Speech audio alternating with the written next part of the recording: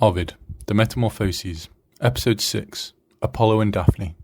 Following his successful battle against the python, Apollo encountered Cupid, who was drawing his bow.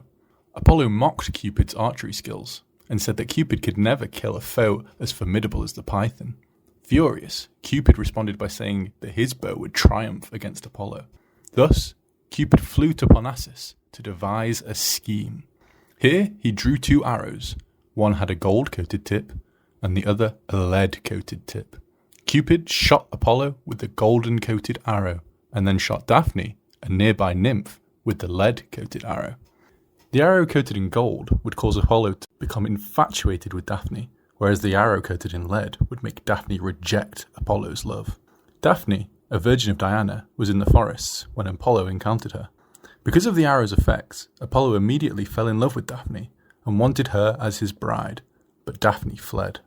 Apollo pursued her and attempted to profess his love for her, saying he was the son of Jupiter, but Daphne continued to flee. Daphne's escape was halted, however, when she reached the river Peneus. Here, Daphne prayed to her father, the river god Peneus, and asked that her beauty be changed forever.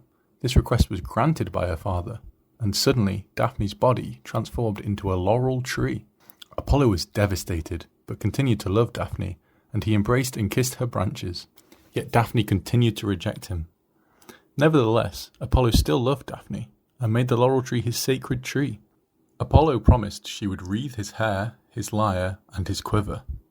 Finally, Apollo promised that Daphne would be present with the lords of Rome.